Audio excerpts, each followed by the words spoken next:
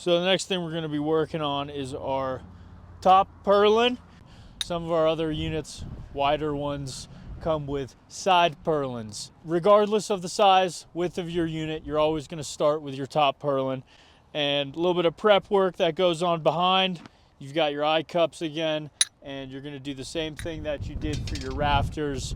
You're going to get them in line with each other, lined up, and you're going to sink a screw on the spine, both sides of the eye cup.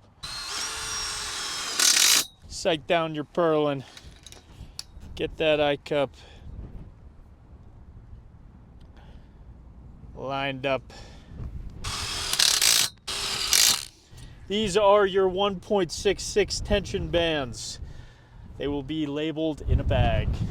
The direction which you put this band all depends on the type of covering that you're going to have on your unit. And so this unit is getting a Solex covering, and so our top purlin is going to sit underneath our bow. There's a separate video that covers poly and installing purlin for poly. This is for Solex. Here we go. You're going to take your 1.66 tension band and you're going to slide it on, right? You got a little angle like this. You get that on, and you're going to do that on both sides. Okay, so on that note, Nick and I are going to put up our top purlin. Slide it on through.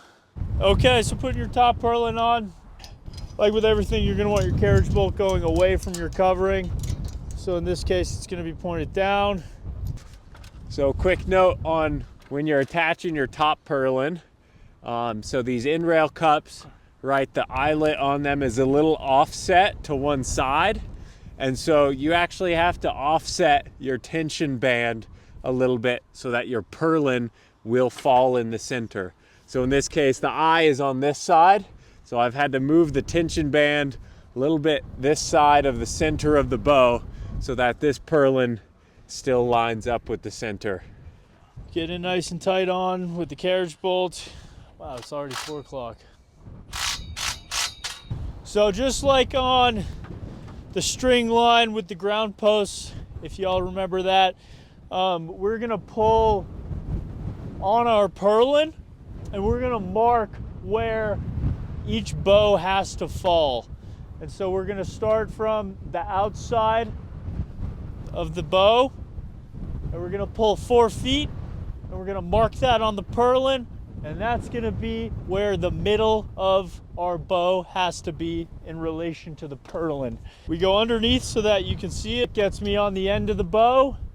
I make a mark at 48 inches, and that's where the middle of that bow is gonna have to go. And I'm gonna make another mark at 8 feet, AKA 96 inches. And that's gonna be where this bow has to fall. If you've got a longer unit, you're gonna work your way down the entire thing in 4-foot increments. Gotcha. All right, so we're here. We got our top purlin in place. Again, this is gonna be a Solex unit, so our purlin's on the bottom. And we're going to be attaching this purlin to each bow with these cross connectors, okay? This is just for Solex or for your side purlins. These cross connectors, they come in 2 parts. They're identical parts. They're designed to slide on to this 166, pop onto there, and then you'll see this smaller part on the bottom. It's smaller so that it fits around this 1.315, 1 3/8, whatever you want to call it. And then each of these connectors is 2 carriage bolts. Then you're gonna poke these through. It doesn't matter which way. Again, if you're a little neurotic like me, I like to have them all the same way. And then just get those nuts started. Okay, so now, remember we marked our top purlin where that bow needs to line up. So I need to push this bow like that to line that up with the middle. Snug these up. If I can.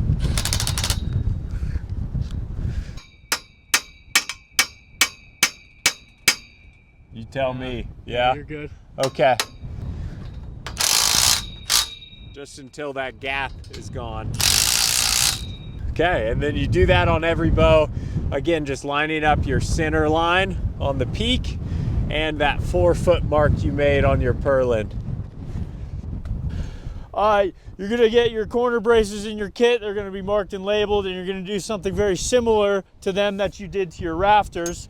You're gonna screw in your eye cups on the spine still, but instead of having this eye cup and this eye cup lined up so that both of the eyes are facing up, they're gonna be 180 degrees opposite from each other. So if you look right now, I got one facing up and then I got the other facing down. We got our 1.66 brace band on, right? Carriage bolt points down, bolt points down, not going into your material. If you go underneath onto your bow, there's a mark, and that's where your bend starts. And if you just situate your brace band, the outside of your brace band, flush with that mark, so the mark's on this side of my brace band, then you're just gonna roughly angle your peak brace to see where it falls in relation to this bow. Smaller units will trend outside of your rafter. On larger units, you'll find that it falls inside of your rafter. Come on, nice, nice, nice, nice, nice. Carriage bolt. Okay, so before I get that one all tightened, I'm gonna come up and I'm gonna get this where I want it to be.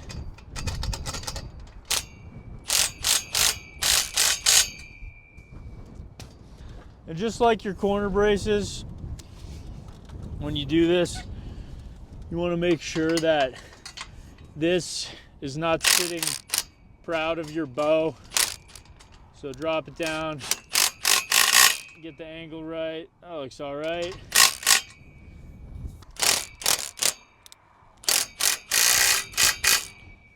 All right, so that's one peak brace.